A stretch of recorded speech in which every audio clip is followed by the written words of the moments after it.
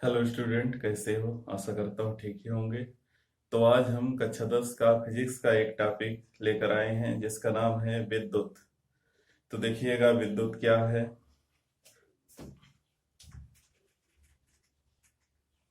तो पाठ का नाम है विद्युत।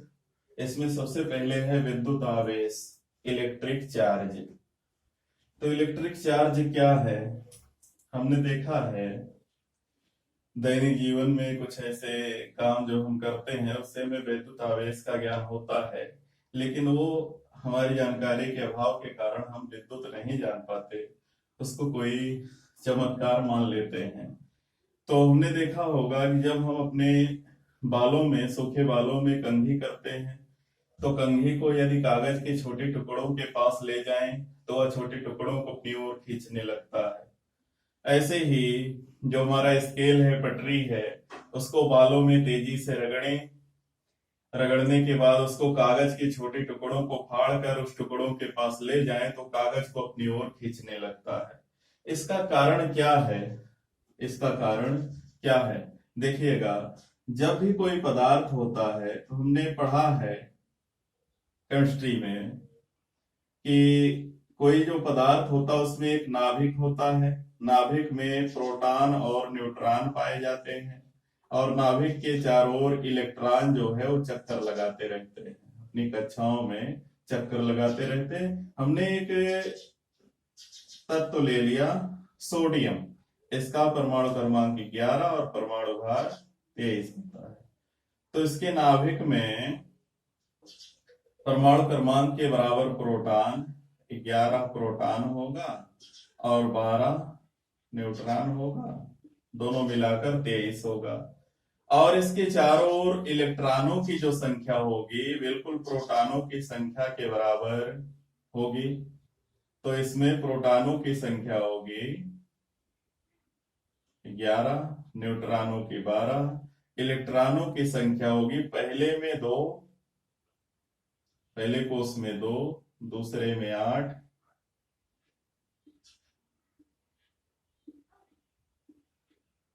तीसरे में 1, टोटल 11 इलेक्ट्रॉन होते हैं। तो जब हम मान लो जैसे कंघी था वो भी किसी पदार्थ का बना है, ऐसे हमने सोडियम का एक प्रतीक लिया। इसमें 11 प्रोटॉन, 12 न्यूट्रॉन और इसकी कक्षाओं में 11 इलेक्ट्रॉन घूमते रहते हैं। तो जब हम इस सोडियम को, मान लीजिए, कल्पना कीजिए, सोडियम को किसी वस्तु से रगड़ें, तो जब रगड़ेंगे तो ये गर्म होगा, और गर्म होने के कारण जो इलेक्ट्रॉन और प्रोटॉन के बीच अंतराणविक आकर्षण बल होता है, यानी एक आकर्षण बल होता है, इस पर माइनस चार्ज होता है, इस पर प्लस चार्ज होता है। तो जो प्लस होता है वो माइनस को अपनी ओर आकर्षित किए रहता है। जब हम इसको गर्म करते हैं किसी भी विष से, चाहे किसी वस्तु पर रगड़ कर या डायरेक्ट हीट देकर, तो ये जो है बंधन ढीला हो जाता, टूट जाता है, या ऐसा कहीं इलेक्ट्रॉन उत्तेजित हो जाता है और अपनी सेल छोड़कर, अपनी कक्षा को छोड़कर बाहर निकल जाता है। यहाँ एक स्थान रिक्त हो जाता है, और ये इलेक्ट्रॉन जाता कहाँ? यहाँ से हटकर बिल्कुल इसी सोडियम तत्व में, चूंकि हमने एक नाभिक दिखाया है और सोडियम का जो टुकड़ा लेंगे तो उसमें अनगिनत नाभिक होते हैं, तो इनके बीच जो खाली स्थान है, इनके बीच में, दो सेलों के बीच में या दो कक्षाओं के बीच में जो खाली स्थान है, इसी के बीच में ये इलेक्ट्रॉन यहाँ आ जाता है और इसका नाम हो जाता मुक्त इलेक्ट्रॉन। इस पर नाभिक का जो आकर्षण बल है, ये कक्षा में परिक्रमण है, उन सबसे ये बिल्कुल मुक्त हो जाता है और इसमें फ्री होकर घूमने लगता है। तो जो विद्युत आवेश होता है इसी के कारण होता है। इलेक्ट्रॉन जब किसी हम वस्तु को दूसरी वस्तु पर रगड़ते हैं या उष्मा देते हैं उसको, तो उससे इलेक्ट्रॉन या तो बाहर निकल जाते हैं, या जिस वस्तु पर रगड़ रहे हैं उससे इलेक्ट्रॉन इसके अंदर आ जाता है। तो इसमें दो उदाहरण दिया है। यदि कांच की एक छड़ ले ले, कांच की एक छड़ ले ले और उसको रेशम के कपड़े पर रगड़े, कांच की छड़ को रेशम पर रगड़े, तो कांच की छड़ से कुछ इलेक्ट्रॉन निकलकर रेशम पर चला जाएगा और जैसे ही रेशम पर जाएगा तो इसमें देखो 11 माइनस 11 प्लस, प्रोटॉन प्लस है और इलेक्ट्रॉन माइनस है, दोनों बराबर था, प्लस माइनस की संख्या समान थी। जब इससे एक इलेक्ट्रॉन निकल गया तो एक माइनस की कमी हो गई, अर्थात एक प्लस ज्यादा हो गया। तो एक प्लस ज्यादा हो गया, हम कहेंगे इस पर धनावेश आ गया। ऐसे ही कांच की छड़ को जब हम रेशम पर रगड़ते हैं तो कांच से कुछ इलेक्ट्रॉन निकलते हैं और रेशम पर चले जाते हैं, कांच की छड़ से रेशम में चले जाते हैं, जिससे कांच की छड़ धनावेशित हो जाती है और रेशम जो है वो ऋणावेशित हो जाता है। तो आवेश जो है दो प्रकार के होते हैं, एक जो कांच की छड़ को मिला धनावेश और दूसरा जो रेशम को मिला वो ऋणावेश। तो इस तरीके से हम विद्युत आवेश को परिभाषित कर सकते हैं। तो विद्युत आवेश क्या है? किसी वस्तु पर सामान्य अवस्था की अपेक्षा इलेक्ट्रॉनों की कमी या अधिकता का होना ही उस वस्तु का आवेशित होना कहते हैं। और ये जो इलेक्ट्रॉन किसी वस्तु से दूसरे पर जाते हैं तो उतना कोई धनावेश या धन या ऋण चार्ज की अधिकता हो जाती है, इसे ही विद्युत आवेश के नाम से हम जानते हैं। तो किसी वस्तु पर सामान्य अवस्था की अपेक्षा इलेक्ट्रॉनों की कमी या अधिकता हो जाना वस्तु का आवेशित होना कहलाता है। अगर इलेक्ट्रॉन की कमी होगी तो वस्तु धनावेशित होगी, इलेक्ट्रॉन की अधिकता होगी तो वस्तु ऋणावेशित होगी। इस तरीके से विद्युत आवेश को हम परिभाषित कर सकते हैं।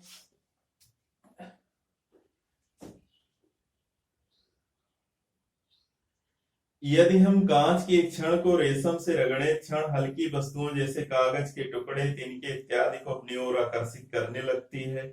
इसी प्रकार एवोनाइट की छड़ को एक और दिया है।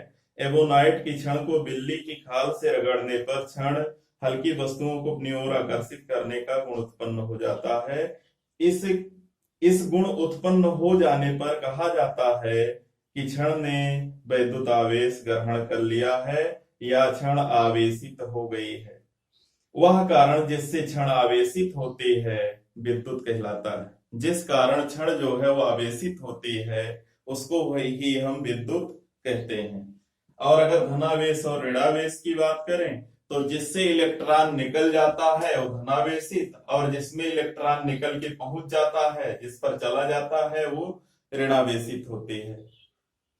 इसके बाद है मुक्त इलेक्ट्रॉन मॉडल के आधार पर वैद्युत चालन की व्याख्या।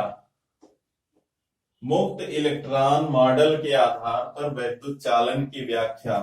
तो इलेक्ट्रॉन मॉडल के आधार पर हमको वैद्युत चालन दिखाना है।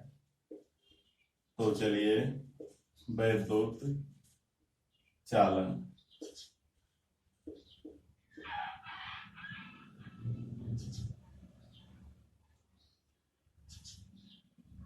इलेक्ट्रिक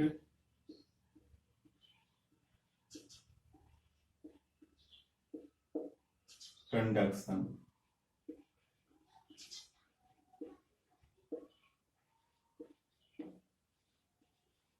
वैद्युत चालन क्या है? वैद्युत चालन देखते हैं।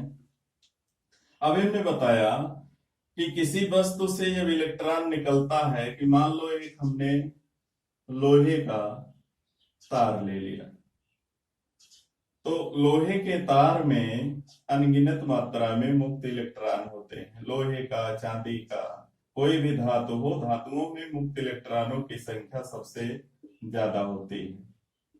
अब देखिए मुक्त इलेक्ट्रॉन जिसमें ज्यादा रहेंगे, इसमें मुक्त इलेक्ट्रॉन भारी मात्रा में होते हैं। तो क्या करें हम? इस पर लगा दें एक विभवांतर, इसको जोड़ दें एक बैटरी से, एक बैटरी से जोड़ दें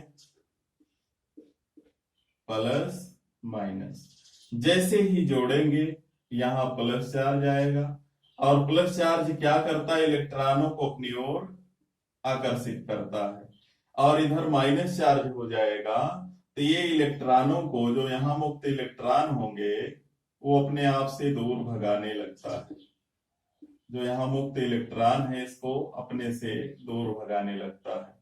तो यहां से इलेक्ट्रॉन इधर भागेंगे, यहां से इधर आएंगे, तो इलेक्ट्रॉन इस तार में चलते हुए बैटरी के प्लस पर आएगा, इलेक्ट्रॉन उदासीन हो जाएगा और यहाँ बैटरी के विलयन से फिर इलेक्ट्रॉन निकलेगा और भागते हुए यहाँ आके पहुंच जाएगा। तो इस तरीके से इस तार में जो इलेक्ट्रॉनों का प्रवाह है वो लगातार होता रहता है। तो इलेक्ट्रॉन जिसमें मुक्त इलेक्ट्रॉनों की संख्या ज्यादा होगी उसमें इलेक्ट्रॉनों का प्रवाह होता रहेगा और जो विद्युत धारा होती है वो इलेक्ट्रॉनों की उल्टी दिशा में चलती है। विद्युत धारा इलेक्ट्रॉनों की विपरीत दिशा में चलती है। तो वैद्युत चालन जो होता है मुक्त इलेक्ट्रॉन मॉडल के आधार पर अगर कहें या परमाणविक मॉडल के आधार पर कहें तो जो मुक्त इलेक्ट्रॉन धातु के अंदर चले जाते हैं, जो अपने सेल से अपनी कक्षा से अलग होकर धातु में चले जाते हैं और अनियमित गति करने लगते हैं, उनको हम मुक्त इलेक्ट्रॉन कहते हैं। और जब इनके किसी चालक में या किसी जिसमें मुक्त इलेक्ट्रॉन जाता है उसके सिरों के बीच विभवांतर लगाया जाता है तो यही जो मुक्त इलेक्ट्रॉन है एक सिरे से दूसरे सिरे की ओर चलने लगते हैं। तो इसी आवेशों के चलने के कारण ही हम कहते हैं कि इसमें विद्युत धारा उत्पन्न हो गई। विद्युत धारा क्या है? इलेक्ट्रॉनों का प्रवाह ही विद्युत धारा है। किसी चालक में इलेक्ट्रॉनों के प्रवाह की दर को विद्युत धारा कहा जाता है और इसकी दिशा इलेक्ट्रॉन के विपरीत दिशा में होती है। जिधर इलेक्ट्रॉन जाता है उसकी उल्टी दिशा में विद्युत धारा चलती है या धन आवेश के प्रवाह की दिशा में होती है। चलो अब हमने लिया था एक चालक, एक ऐसी वस्तु लिया था जिसमें मुक्त इलेक्ट्रॉन ज्यादा थे। अब हम एक ऐसी वस्तु लेते हैं जिसमें मुक्त इलेक्ट्रॉन नहीं है, जैसे कोई लकड़ी ले लें, प्लास्टिक ले लें, इसमें मुक्त इलेक्ट्रॉनों की संख्या होती ही नहीं है। तो अगर मुक्त इलेक्ट्रॉन नहीं होते हैं तुम कितना भी विभवांतर लगाओ, जब इसमें इलेक्ट्रॉन ही नहीं है तो चलेंगे कहां से? सब खाली स्थान है। तो इसमें धारा का प्रवाह नहीं होगा, जिसको हम अचालक कहेंगे। तो जिसमें मुक्त इलेक्ट्रॉनों की संख्या सर्वाधिक होती है वो सबसे अच्छा चालक होता है। जिसमें मुक्त इलेक्ट्रॉनों की संख्या कम होती है उसको हम खराब चालक कहते हैं, विद्युत का अच्छा चालक नहीं कहा जाता है। और जिसमें मुक्त इलेक्ट्रॉन होते ही नहीं है उसको हम अचालक कहते हैं। कुछ वस्तुएं ऐसी प्रकृति में पाई जाती हैं जिसमें ना तो बहुत ज्यादा इलेक्ट्रॉन होते हैं और ऐसा भी नहीं होता बिल्कुल ना हो, तो उनको हम अर्धचालक के नाम से जानते हैं, जिनकी चालकता चालक और अचालक दोनों के बीच में होती है। तो इस तरीके से हम इलेक्ट्रॉन मॉडल के आधार पर चालक और अचालक को दिखा सकते हैं। जिसमें मुक्त इलेक्ट्रॉन की संख्या सबसे ज्यादा होगी वो विद्युत का सबसे अच्छा चालक होगा और जिसमें मुक्त इलेक्ट्रॉन की संख्या बिल्कुल नहीं होगी उसे हम विद्युत का अचालक कहते हैं। अब इसके बाद दिया है कि चालक, अचालक और अर्धचालक। चालक क्या है? चालक, अचालक।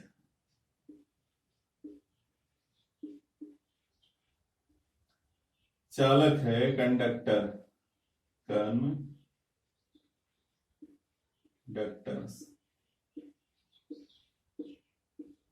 और अचालक को नॉन कंडक्टर्स या इंसुलेटर्स, इंसुलेटर्स।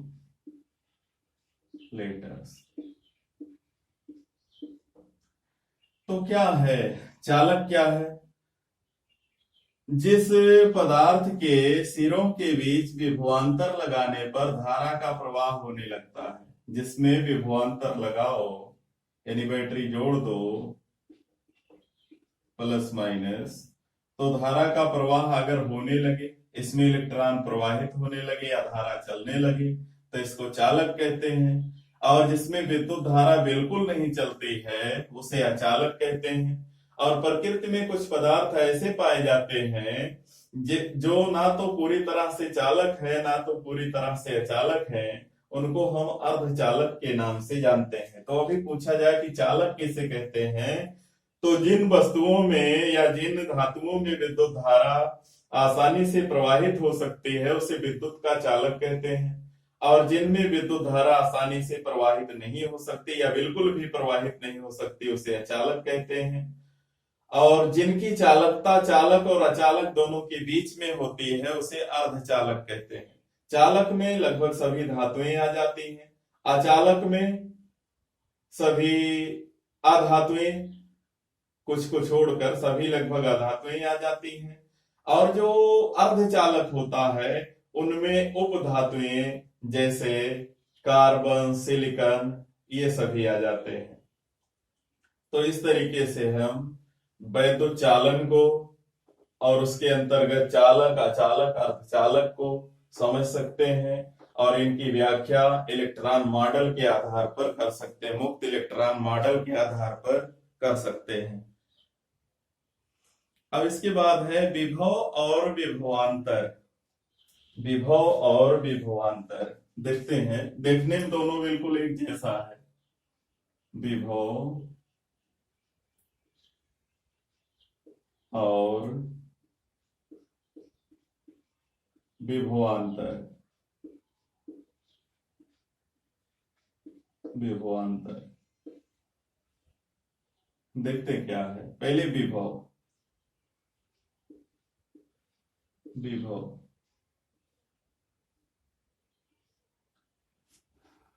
विभव विभव और विभवांतर में सबसे पहले विभव। विभव क्या है देखते हैं। इलेक्ट्रिक पोटेंशियल इसको कहते हैं, इलेक्ट्रिक पोटेंशियल।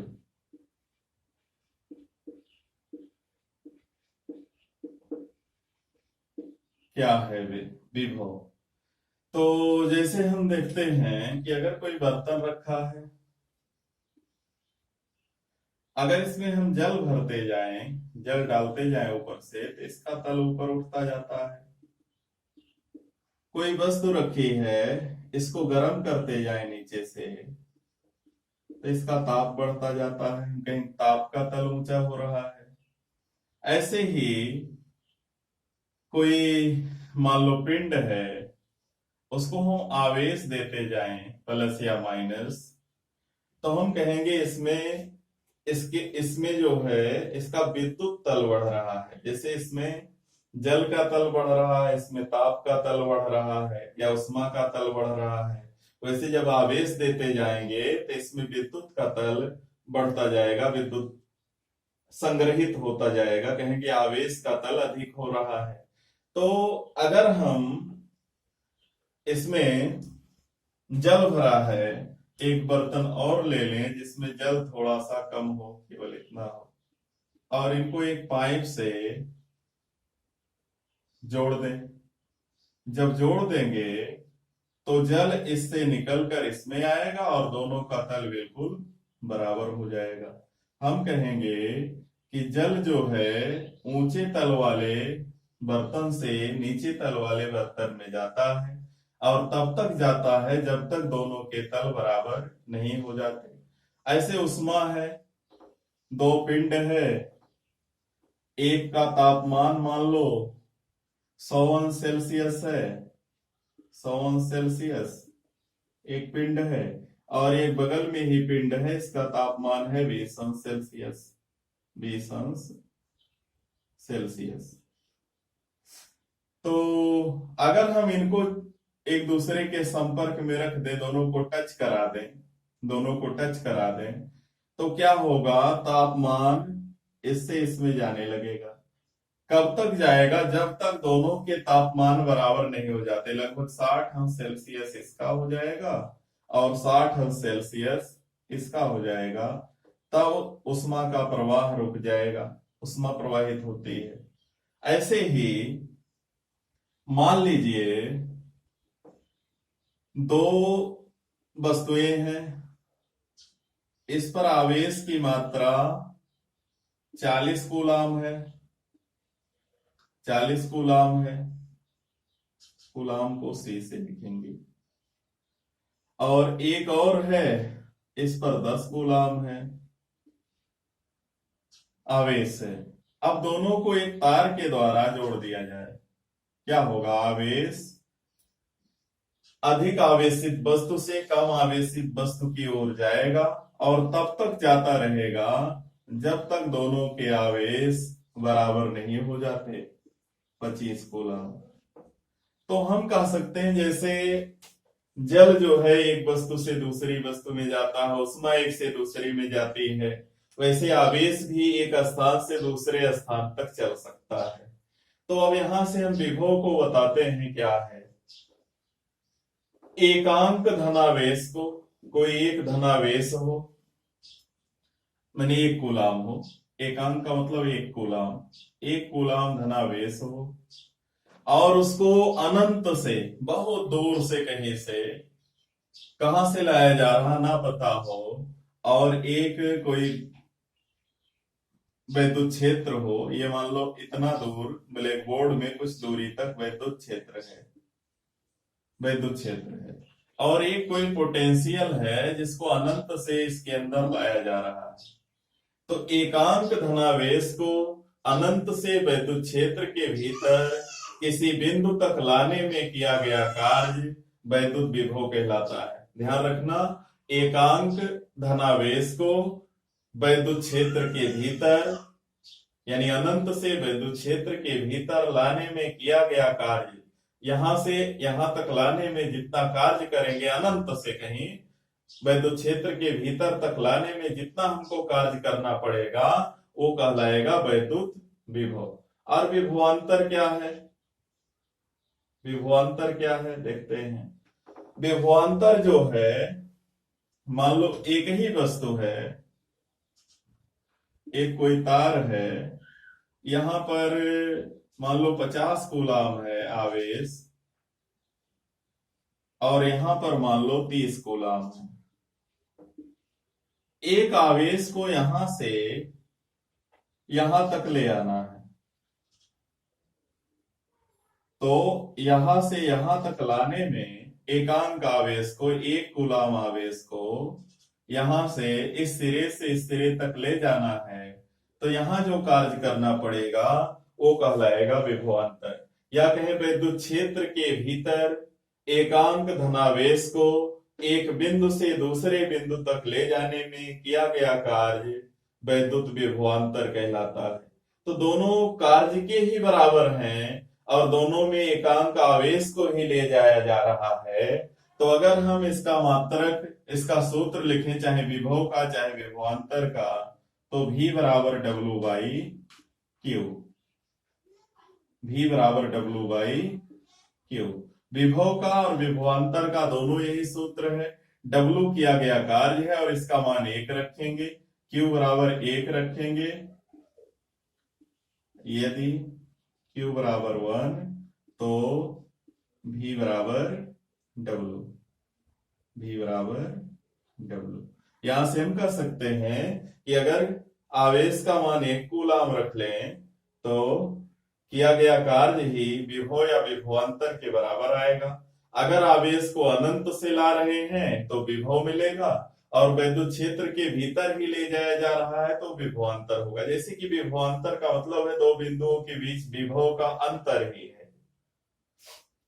तो इसका मात्रक जूल प्रति कूलाम, आवेश का मात्रक कूलाम, कार्य का मात्रक जूल। तो विभव और विभवांतर दोनों का मात्रक जूल प्रति कूलाम है।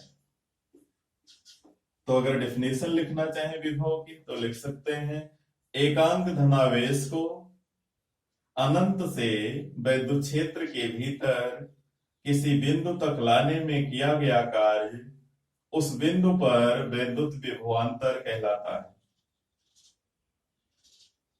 वैद्युत विभव कहलाता है। विभवांतर में लिख सकते हैं, वैद्युत क्षेत्र के भीतर एकांक धनावेश को एक स्थान से दूसरे स्थान तक ले जाने में किया गया कार्य वैद्युत विभवांतर कहलाता है। विभव या विभवांतर V बराबर W बाई Q। विभवांतर या विभव का मात्रक जूल प्रति कूलाम है, जूल प्रति कूलाम है। इसे वोल्ट कहा जाता है, जूल प्रति कूलाम को वोल्ट भी कहते हैं। तो अगर एक वोल्ट की परिभाषा लिखना हो हमें कि वोल्ट क्या है, तो हमने बताया जूल प्रति कूलाम ही वोल्ट है। एक वोल्ट बराबर, एक वोल्ट बराबर एक जूल बटा एक कूलाम, एक कूलम, 1 कूलम। तो हम कह सकते हैं कि एकांक धनावेश को अनंत से विद्युत क्षेत्र के भीतर लाने में यदि 1 जूल कार्य किया जाए तो विभव 1 वोल्ट होता है। या ऐसा कहें, एकांक आवेश को विद्युत क्षेत्र के भीतर एक बिंदु से दूसरे बिंदु तक ले जाने में यदि 1 जूल कार्य किया जाए तो दोनों बिंदुओं के बीच विभवांतर 1 वोल्ट होता है। इस तरीके से हम 1 वोल्ट की परिभाषा बना सकते हैं। 1 वोल्ट बराबर 1 जूल प्रति 1 कूलम। तो बस इस वीडियो में इतना ही। कल हम विद्युत धारा का अध्ययन करेंगे अगले वीडियो में। तब तक हमारे चैनल को लाइक, शेयर, सब्सक्राइब करते रहिए और सरकार द्वारा निर्धारित लॉकडाउन नियमों का पालन करते रहिए। धन्यवाद।